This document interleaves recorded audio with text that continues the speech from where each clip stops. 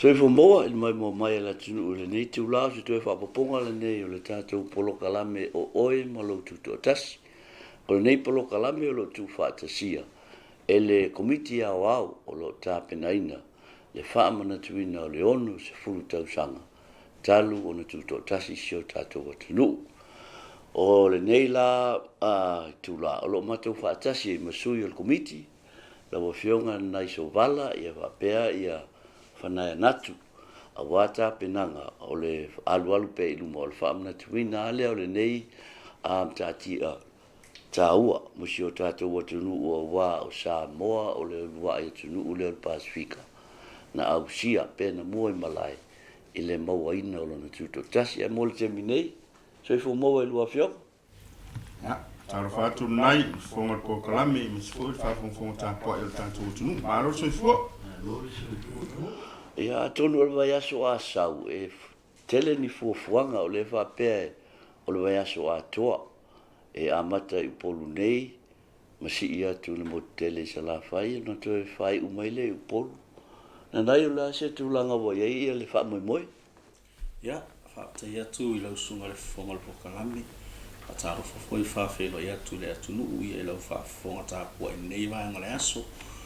o le whawhesili le tūranga we e tātou tāpenanga e moni o le ua i e fuafuanga mo sa la whai ia ai me se foi o le tātou tāpenanga e amata atu i nei o polu o le ala e o le aso sā ia tātou te amata i e tātou pia se lotu e foi o na fonga ina le polokalame le taiu o sola le ia ka kurisi whawhai au i e me se foi o le a foi o le au fai pese le mamona ia o le amata i e tātou polokalame ia ona so ila ia i lona so ngafua o lo i tapenanga masani o fufu i le pila bona fai Tausaga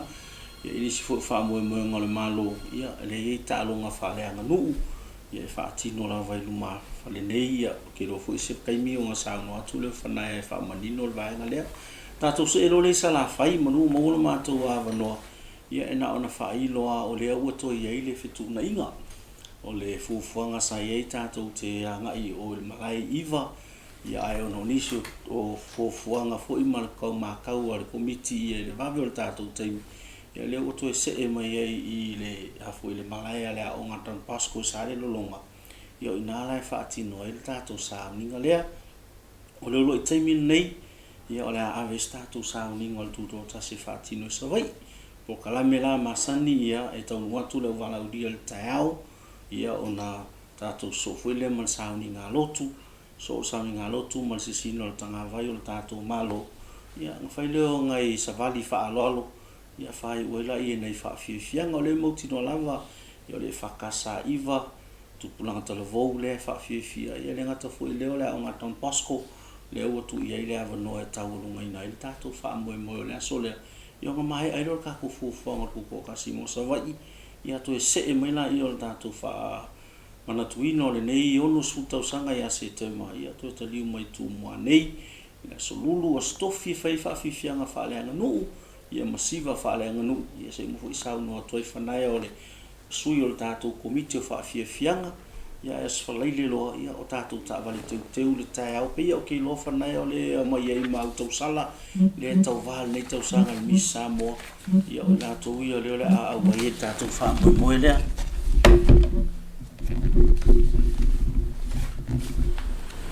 ai wha malo atu wha aftai mo le havanoa e le ai ala paua le suinga le wha moe le masi ia tu le motutele sa la fai o le ale fatau nui na iwa ale ua se e mai sa le longa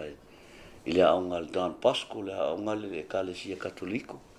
ioi o le suinga le na pauana le suinga le iai o sui le no fuanga e fai ia whaafunga mai fulu tātou motu i salafai ia le a sui le fai ngofie o fai ngofie le tātou komiti alo anga i mai lawa i sa le lolonga ia e la alo ngai o i le mela i le tātou a onga tan pasko ale la vai sa le longa io ina le la fato no i le tātou polokalame o le matauina io le au fie foi sui nu mo sui tamaita io nu i le tātou valaudia io le foi la vai ia tulanga masani o valaudia malo ia me se foi o o le tātou fio anga o kako nguma fio anga mala vai sa vai so i la vai molo wa vanoa tai au le wala ngai lo sa so fai nga wenga e wine le sa so malolo le so fai nga wenga ia lo no winga fai kiri fai nga wenga ia piki u va sa ia nga wenga i le va mo tua ia po nga tai fali ia e suangi se maka ka ko si singa fu mo le kai mo Haftaina dai. Whanau,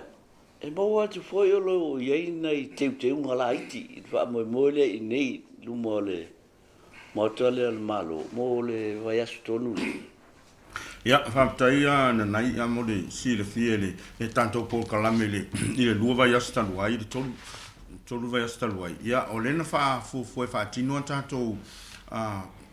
fufuanga le i nei i le mamauta al malo. Ia, mo si le fie o le asfarele te neilen tala loa i ele tatou paka le friendship park. Na leu o le ala o ele finangaro le fionga le tumatai pānmia le tai fono ma le komiti. Ia, mana ia e whaonga le tatou paka lea. Ia, o leo iei umava iei fale mwhaiana o mai matamatai ma le nofo i onu fōa mea uma. Ia, o lea laua i uele fontanga le komiti le so. Ia, o leo le a whaonga ia le tatou paka. E whaatino a mata tu lava i le asong fua. Mo si fie le malo le tunu. O le tai au le asong fua le a whaia ile tu lai whaaloalo o le kara whaona. Ia, mo le kovano New Zealand. E whaatino la le ruma mauta le whalo le malo le tai au i le iwa. I luma la.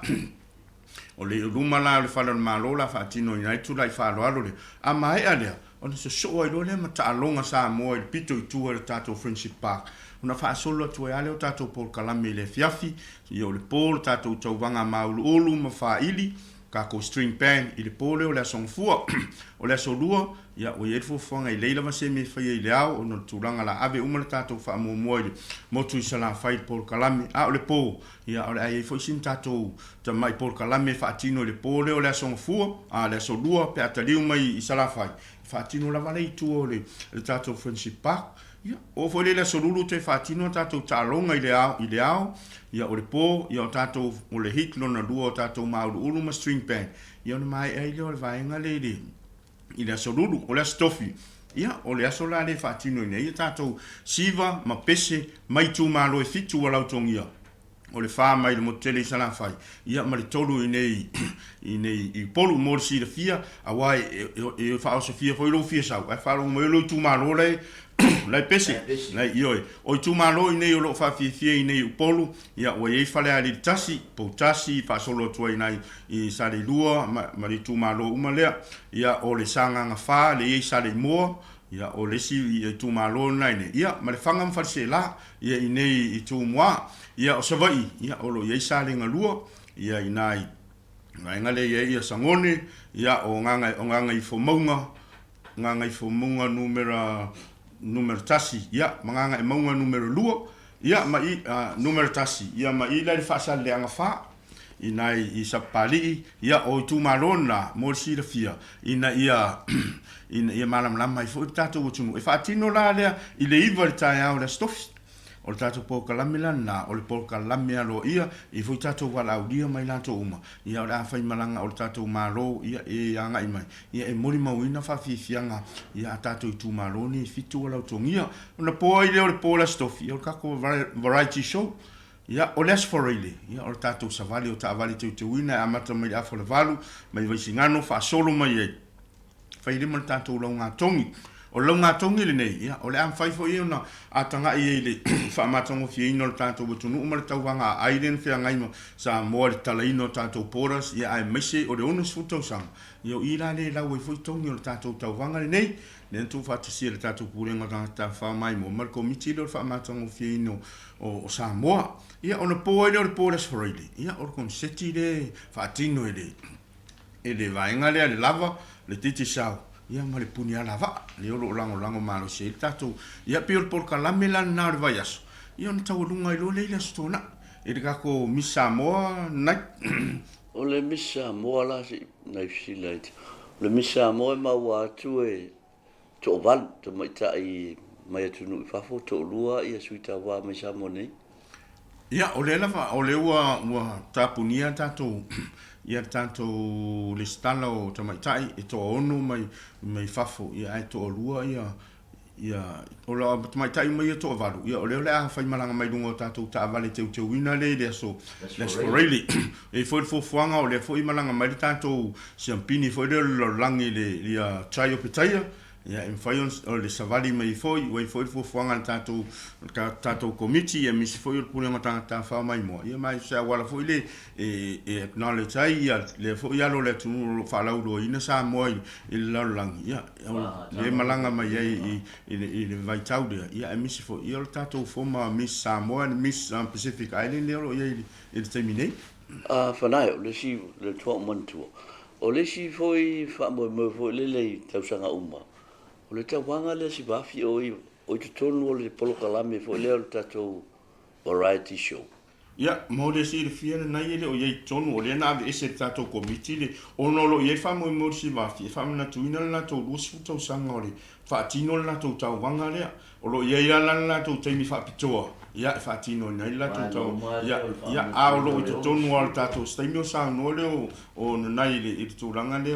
o tatou ka le na vai nga uma ia a lo tonu mo fa na tuina o tatou no si Tausaga ana nai mo ta o fa nai o le sina ata tulanga ta o le tatou kalena pe o ina lo fa tia mai fuanga al tatou komiti o la mo le sila fia le tunu a me se nu mafio anga ma fa ala po tonga lo ye se fa moi e fa tino ni o nyala to events le ni Tausaga ato after in lai mo le fa city o tatou kalena le pe o ta ua mai ana pasia ka peneta ia tulanga o fanga solo ngo pokalame mai lava ile ya Aukuso ia wa tatou amata mai lava ia Juni ia le ga ko mai a Setema ia fa mo o ku ia o ku lava ia me o Tausaga fo le ra lai mo ngana va no ai me se masina ia tau te yo o tu yo Tausaga fo fa ia na mai ni swinga ia mai mai ko pokalame tu ia tu fa la lola ia tatou kalena ka ko kalena fo yo le fa ia na e mo e lungol page al malo e ke alo lungol Facebook page al malo ia na vi foi la ia na ia to kalena ia silsila i ka upuma pokalame o le masina pela o masina se te male tau te anga ia tu ia ele ngata i le aso se fu tatou pokalame mata wina le kilo ki i ka musanga vodi ia le fa nga solo ale a fo ia le asocio vol pol ia ole nga i mai ai le aso fitu oi ia e fa maka mai le aso tolu ia e o atu le aso fitu ia ta musanga vodi ia o kalonga ia e fa nga ia ka ko mala e fo le ole beach volleyball ia matatu la i le aso lufu fa ia e o le aso mo ki topa le lai ka ko kalonga vodi o e fu nga ai la tu fu ia le anga le la ko fa linga ta vali v8 o le aso lufu fa o le masina o le stona ia e fa ia la tu fa linga ta vali nga ka i le malai le ko ngai mako le pe masani o fa ia Tausaga uma ia isi tatou aso fa mana tuino lo mata wina ka ko kalena ia e tupu lava me ko ki kiale se aso e le songa event tupu ai ia le foi ka ko aso makeki pe ona fa ia ko ngal turisi o le fofonga foi le mo ina tu ia mai na to pokalame le pe o mo le ia no so so ni to le atu o pokalame ai e tilenta pena nei tatu e kalesia ma ka penga e o le fofonga lava ia komiti ava ko el mako fa mo yang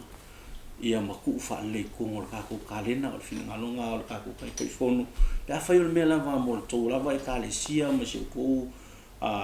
a fioanga ia o le tulanga la e fa yo ma to fa ia le fa isi tatou Tausaga fa pe ia e watu ia le loko o tatou malo loko le Tuto'atasi ia le fatananga e fa nga le loko e fa ia la ko promotion ia ma fa ia la to fa la wilo ina ia fa ia fo una fa ai lo ino se va ngol tatou Tuto'atasi ai la isi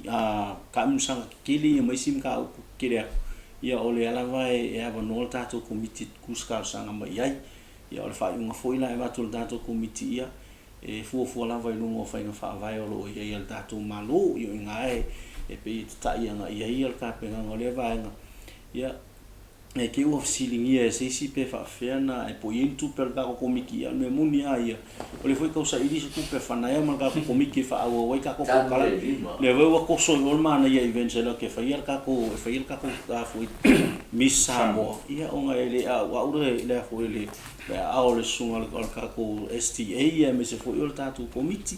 ia e kusi mai pe a fa ia sa unha sangi a kula i o kai fo ia ele o siria ko e manguia le sangi nga ngai lo sei sia se lini ia o le vanona ele o tafia nai mole a fa fo mai al tatu tunu fa tai malo pe se sim tau po le fa mai al tatu Talanoaga ile nei tula ole ia mo le sirafia na iman fa fonfonga le tunu o le vai aso ato la vai e fa tino la vaca ko stores tu langa le o fali ainga ia misio me tau lima te anga i mai ai fa tau ia sa me tau lima o wo e misio o va ayer ko ke le tato tu risi wanga i mai to tele ile pola sto na iman pola sana va ayer fa tu muli o tato pakale le friendship park o le talo fo tato komiti o no le fa tino i tua tato foanga ni fa mo tau vanga e mission me umo eventual tato va ya sol tuto'atasi ya si tau si fa lia tato wa seta tau ta wa seta e te win fa ma tong fia tato tunu tato nga lue fa tasi ya si de fia tanga ta lai fa le ngai ya tau na longo leo ya pe no mai for komiti ma o man nai ya si ma sa va le volia ko fisi ma ku fango ya tulanga le o le timing nei Samoa ya ka ku ka pena ta pena fia fa ma natul tato ono sfur Tausaga ya o lava te tau tu yai ya batu it fa la ulo ya fa lo ya ngai mai me lango me si for tato mo tele sala fa yo le fu wa me lango le al tato NUS savai ifi awaya to Sava Valley ma batu la to lango ya ila so le tato Tuto'atasi savai ya muli to fa te tele fa ya onga mi se walong fa ne ole tunu ya o ai lava fa la po tonga i savai a fa fo me foi tu malo ye me siva nei poru ya ile ku a ko fo ya ko ke lango mo Sava Valley ai ko siva mai nei ma pese mai nei poru ya o le tala le ya nu tele ina tato fa sanga solo ya misio le sa le atalalo ya il tato va ya sole o fa na tuno il Tuto'atasi nei e se si vai nai o te paule mea ia si fia we tatu fiu anga ia mo ne ia o vanoma nei la e le siva ma pepese ia o vai sol nei tatu si singa mudi le anga ia ku ka ko miki ka ku ke fe lo ia e nei fautuanga sa tu alalo to komiti na vai so tu na ia tu ile na ma ko ki ko sa valia ku ia fa mo tinoa ia ma fa mo sa dil tatu ta penanga ia ele se vai ngai uno fesidia ia pe ke o fa le kong wel ka ku Tuto'atasi le Tausaga te lo paulea ia mo ke inga lo fa fo Samoa fa tai ha tai lua fionga ia tonu o se lao le leile nei to fa la wilo to wai foi se polokalame o lo Tuto'atasi il savali o ilato uma na soifo mai ile Tausaga e tasiva o no lua wa atoa i foi le ono sfulu Tausaga le nei Tausaga e mo le sila fia o le na ufa ala wilo atu se ulunga li na soifua mai uma le nei Tausaga e awala atu le videos ia po kilipi ia ma me o talafou tustusia i le ngana Samoa ma le ngana Peritania e le o lo te tala lava noa mo so se tasi mo so se whamtalanga whaafso ta i maile telefoni lua ono tolu iwa valu o le numero le telefoni lua ono tolu iwa valu ai mo le te minei faso i fuea